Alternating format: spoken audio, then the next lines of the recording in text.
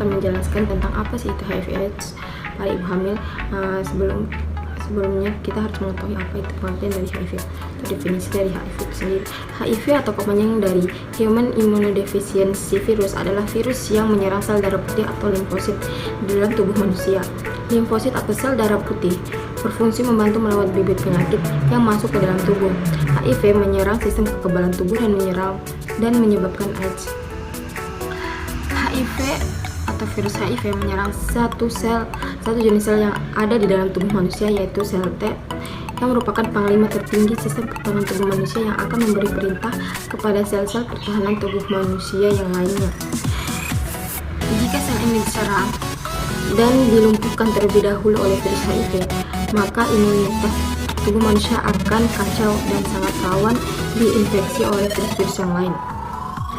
Selanjutnya yaitu mekanisme penularan HIV/AIDS pada ibu hamil.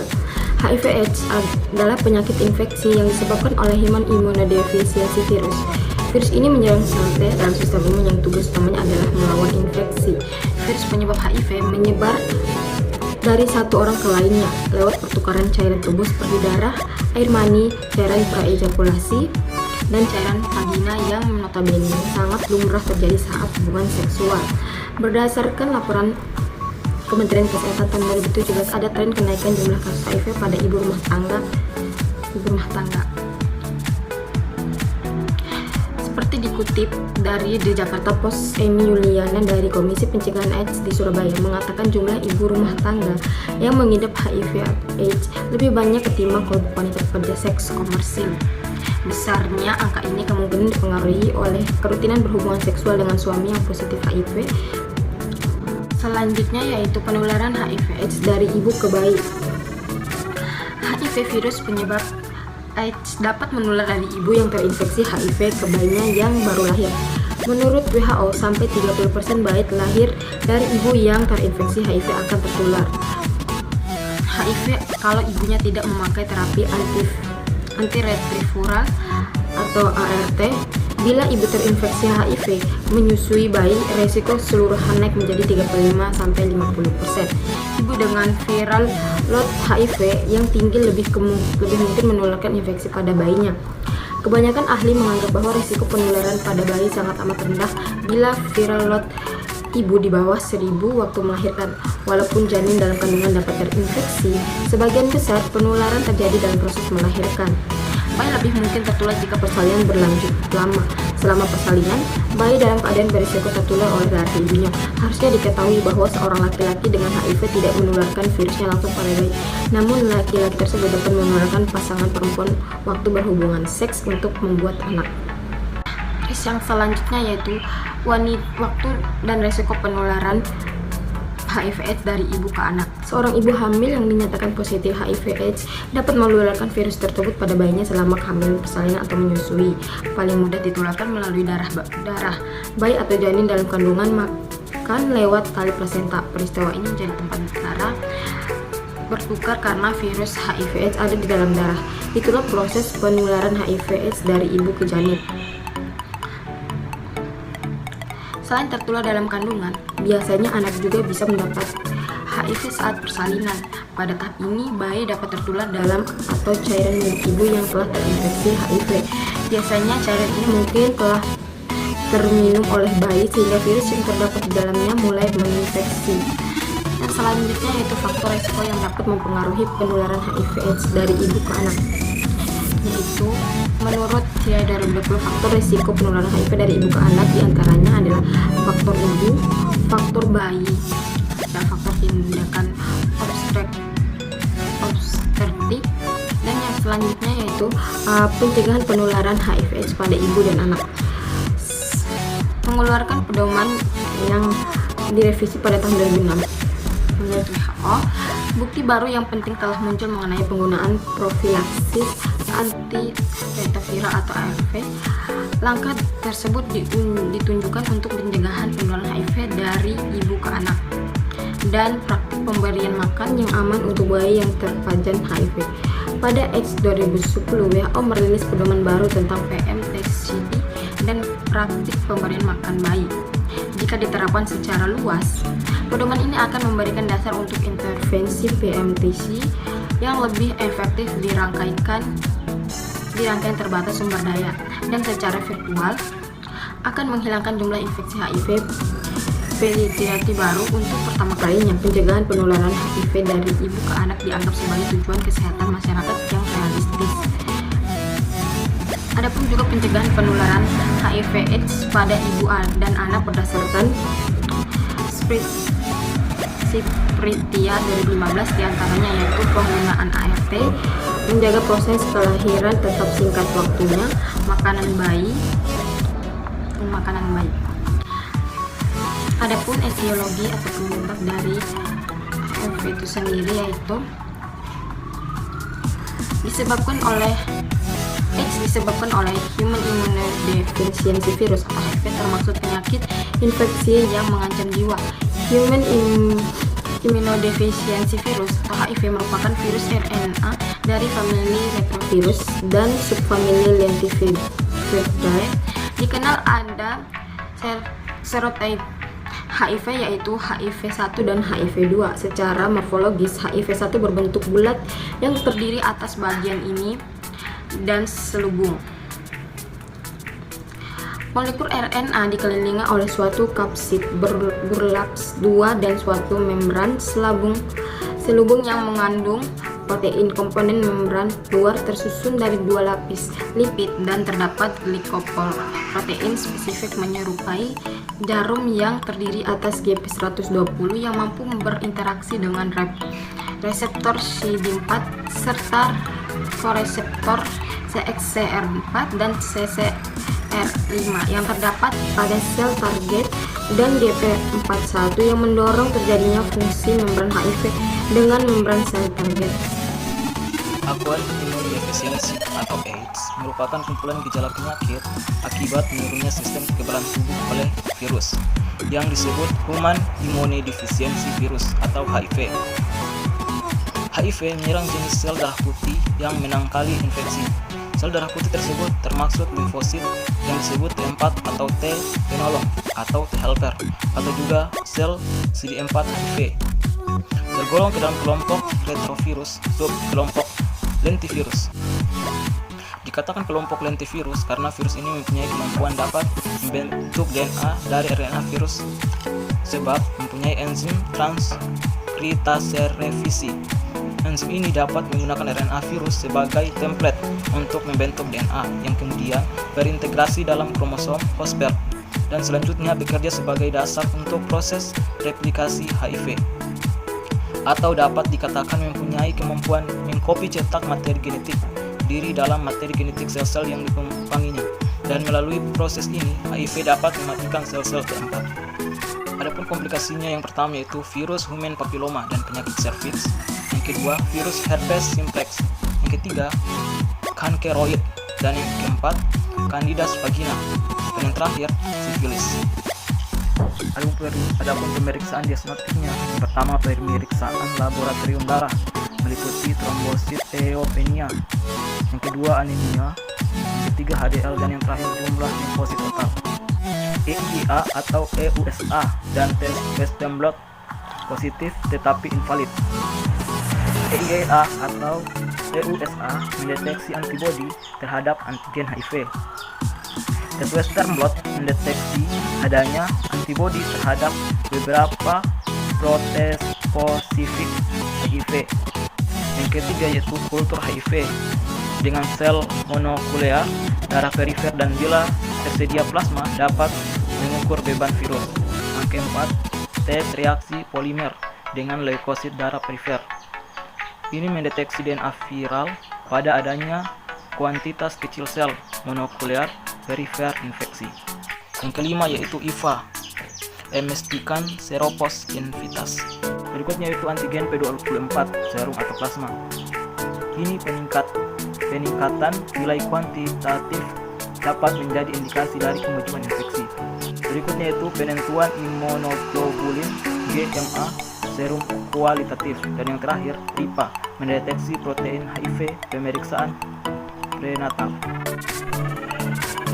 Penata laksanaan menurut Nasrondin 2020, penata laksanaan infeksi HIV/AIDS pada kehamilan dilakukan saat antepartum, intrapartum, dan postpartum untuk ibu dan bayinya, baik secara umum maupun secara khusus. Penata laksanaan umum meliputi dukungan nutrisi yang memadai berbasis mikro dan makronutrien serta terapi psikososial. Penata laksanaan khususnya pemberian antiretroviral terapi atau ART kombinasi dengan cara highly antiretroviral terapi atau HAART. Penata laksanaan obstetrik, terapi infeksi oportunistik, terapi malignasi, dan pemberian antiretrovirus atau ART.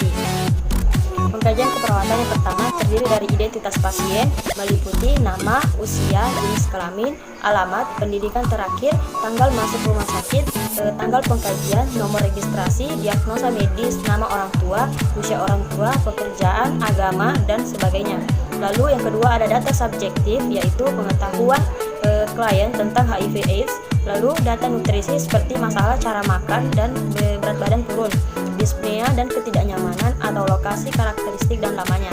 Yang ketiga ada data objektif, yaitu kulit, lesi, integritas terganggu, bunyi napas, kondisi mulut dan genitalia, BAB, frekuensi dan karakternya, dan gejala cemas yang dialami oleh pasien.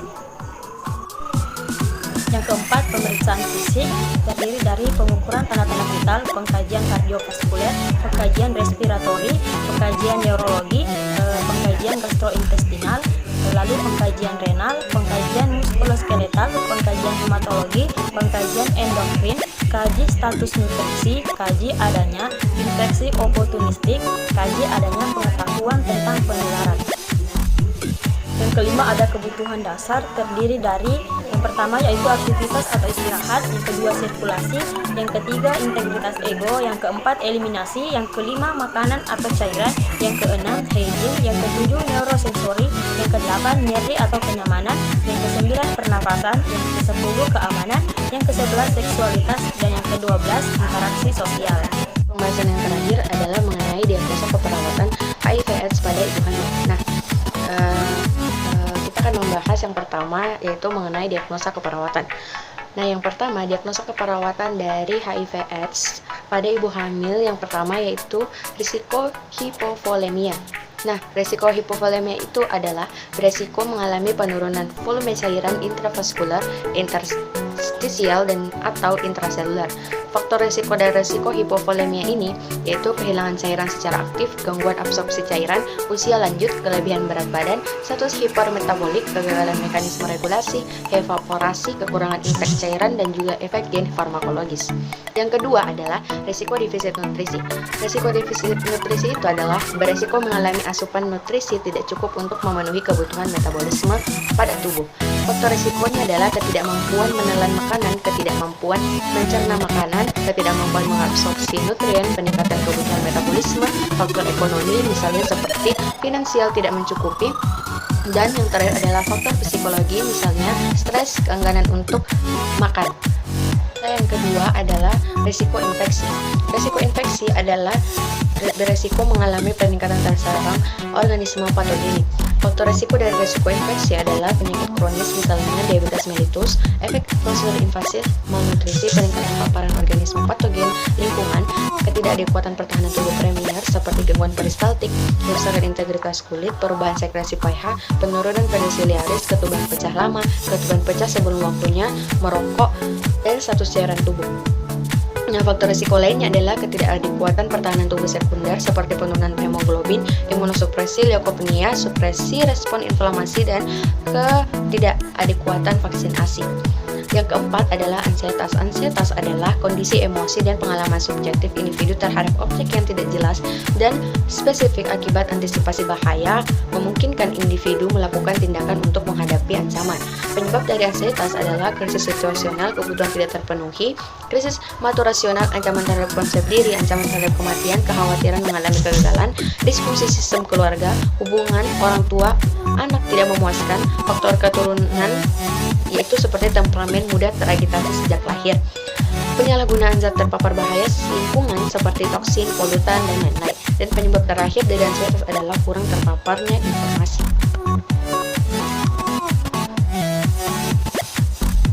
Nah, yang selanjutnya yaitu gejala dan tanda mayor dari ansietas. Gejala dan tanda mayornya itu yang pertama dikelompokkan menjadi subjektif. Subjektif terdiri atas merasa bingung, merasa khawatir dengan akibat dari kondisi yang dihadapinya, sulit berkonsentrasi, dan objektif yaitu tampak gelisah, tampak tegang, dan sulit tidur. Terakhir adalah gejala dan tanda minor. Yang pertama itu subjektif, yaitu mengeluh pusing, anoreksia, palpitasi, dan merasa tidak berdaya. Yang terakhir adalah objektif. Objektif yaitu terdiri atas frekuensi napas meningkat, frekuensi nadi meningkat, tekanan darah meningkat, diaforesis, tremor, muka tampak pucat, suara bergetar, kontak mata buruk, sering berkemi, berorientasi pada masa lalu.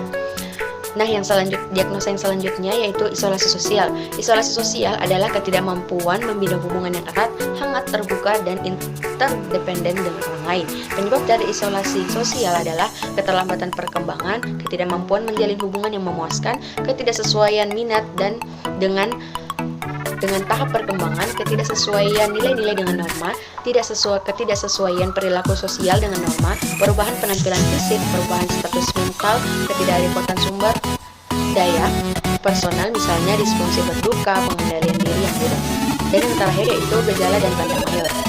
Maksud saya, gejala dan tanda mayor terdiri atas dua, yaitu subjektif dan objektif. Nah, yang subjektif dikelompokkan memiliki gejala dan tanda mayor seperti merasa ingin sendirian, merasa tidak aman di tempat umum, dan yang kedua yaitu objektif. Gejala dan tanda mayornya adalah menarik diri, tidak berminat atau menolak interaksi dengan orang lain atau lingkungannya. Adalah gejala dan tanda mayor dari isolasi sosial. Nah, gejala dan tanda minor yang pertama itu subjektif.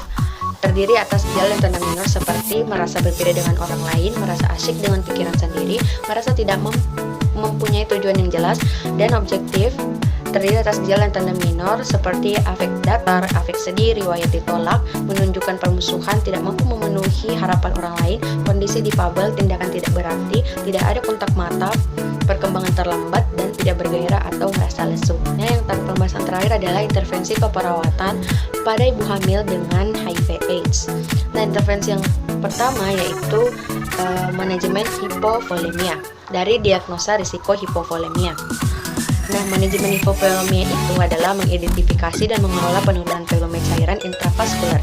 Tindakan yang dilakukan yang pertama itu objektif, seperti periksa tanda dan gejala hipovolemia, misalnya frekuensi nadi meningkat, nadi teraba lemah, tekanan darah menurun, tekanan nadi menyempit, turgor kulit menurun, membran mukosa kering, volume urin menurun, hematokrit meningkat, haus, lemah, dan monitor intake dan output dari pasien. Tindakan yang kedua yaitu terapeutik, yaitu hitung kebutuhan cairan, berikan posisi modified dalam board, dan berikan asupan cairan oral. Intervensi yang selanjutnya adalah edukasi terdiri atas anjurkan memperbanyak asupan cairan oral dan anjurkan menghindari perubahan posisi mendadak. Yang terakhir adalah kolaborasi pemberian cairan intravena isotonis, misalnya NaCl atau RL, kolaborasi pemberian cairan intravena hipotonis, misalnya glukosa 2,5%, NaCl 0,4%, dan kolaborasi pemberian produk darah pada pasien. Intervensi yang kedua adalah manajemen nutrisi dari risiko defisit nutrisi. Manajemen nutrisi adalah mengidentifikasi dan mengelola asupan nutrisi seimbang. Tindakan yang diperlukan yang pertama adalah observasi, yaitu identifikasi status nutrisi pasien, identifikasi alergi dan intoleransi makanan, identifikasi makanan yang disukai, kebutuhan kalori dan jenis nutrien, dan monitor asupan makanan serta berat badan pada pasien. Tindakan yang kedua adalah terapeutik, seperti sajikan makanan secara menarik dan suhu yang sesuai, berikan makanan tinggi serat untuk mencegah konstipasi pada pasien, berikan makanan tinggi kalori dan tinggi protein, serta berikan suplemen makanan jika diperlukan. Tindakan selanjutnya adalah edukasi, seperti anjurkan posisi duduk jika perlu. Dan yang terakhir adalah kolaborasi, seperti kolaborasikan pemberian medikasi sebelum makan, misalnya pereda nyeri dan antiemetik, dan kolaborasikan dengan ahli gizi untuk menentukan jumlah kalori dan jenis nutrien yang dibutuhkan pada pasien jika perlu. Nah, intervensi yang selanjutnya adalah pencegahan infeksi dari diagnosa resiko infeksi. Nah, definisi dari pencegahan infeksi adalah mengidentifikasi dan menurunkan risiko terserang organisme patogenik. Tindakan yang diperlukan yang pertama adalah observasi seperti monitor tanda dan gejala infeksi lokal dan sistematik. Tindakan yang kedua adalah terapeutik seperti batasi jumlah pengunjung, berikan perawatan kulit pada area edem, cuci tangan sebelum dan sesudah kontak dengan pasien dan lingkungan pasien, serta pertahankan teknik aseptik pada pasien beresiko tinggi infeksi. Tindakan selanjutnya adalah edukasi, seperti jelaskan tanda dan gejala infeksi, ajarkan cara mencuci tangan dengan benar, anjurkan etika batuk, anjurkan cara memeriksa kondisi luka dan luka operasi, anjurkan peningkatan asupan nutrisi dan anjurkan peningkatan asupan cairan. Kolaborasikan pemberian imunisasi jika diperlukan. Intervensi selanjutnya adalah reduksi ansietas dari diagnosa keperawatan ansietas. Reduksi ansietas adalah meminimalkan kondisi individu dan pengalaman subjektif terhadap objek yang tidak jelas dan spesifik akibat antisipasi bahaya yang memungkinkan individu melakukan tindakan untuk menghadapi ancaman. Tindakan yang dilakukan yang pertama adalah observasi seperti identifikasi saat tingkatan ansietas berubah, misalnya kondisi, waktu, dan stresor. Kedua, identifikasi kemampuan mengambil keputusan dan monitor tanda-tanda ansietas pada pasien secara verbal dan juga non-verbal. Nah, yang selanjutnya adalah terapeutik. Seperti ciptakan suasana terapeutik untuk menumbuhkan kepercayaan, temani pasien untuk mengurangi kecemasan jika memungkinkan, pahami situasi yang membuat ansietas, dengarkan dengan penuh perhatian, gunakan pendekatan yang tenang dan meyakinkan. Tempatkan barang pribadi yang memberikan kenyamanan pada pasien, motivasi mengidentifikasi situasi yang memicu kecemasan pada pasien, dan diskusikan perencanaan realistis tentang peristiwa yang akan datang. Selanjutnya adalah tindakan edukasi. Jelaskan prosedur termasuk sensasi yang mungkin dialami. Informasikan secara faktual mengenai diagnosis, pengobatan, dan prognosis. Anjurkan keluarga untuk tetap bersama pasien jika perlu. Anjurkan mengungkapkan perasaan dan persepsi. Latih kegiatan pengalihan untuk mengurangi ketegangan dan latih teknik relaksasi. Yang terakhir adalah tindakan kolaborasi seperti kolaborasikan pemberian obat ansietas jika perlu. Intervensi yang terakhir adalah promosi sosialisasi dari diagnosa isolasi sosial. Definisinya adalah meningkatkan kemampuan untuk berintegrasi dengan orang lain. Tindakan yang diperlukan yang pertama adalah observasi seperti identifikasi kemampuan melakukan interaksi dengan orang lain dan identifikasi hambatan melakukan interaksi dengan orang lain. Terapeutiknya seperti motivasi meningkatkan keterlibatan dalam suatu hubungan, motivasi kesabaran dalam mengembangkan suatu hubungan, motivasi berpartisipasi dalam aktivitas baru dan kegiatan kelompok, motivasi berinteraksi di luar lingkungan misalnya seperti jalan-jalan atau ke toko buku. Diskusikan kekuatan dan keterbatasan dalam komunikasi dengan orang lain, diskusikan perencanaan kegiatan di masa depan, berikan umpan balik positif dalam perawatan diri dan berikan umpan balik positif pada setiap peningkatan kemampuan pasien. Tindakan edukasinya seperti anjurkan berinteraksi dengan orang lain secara bertahap, anjurkan ikut serta kegiatan sosial dan kemasyarakatan, anjurkan berbagi pengalaman dengan orang lain, anjurkan meningkatkan kejujuran diri dan menghormati hak orang lain, anjurkan membuat perencanaan kelompok kecil untuk kegiatan khusus, dan latih bermain peran untuk meningkatkan keterampilan komunikasi dan latih mengekspresikan marah yang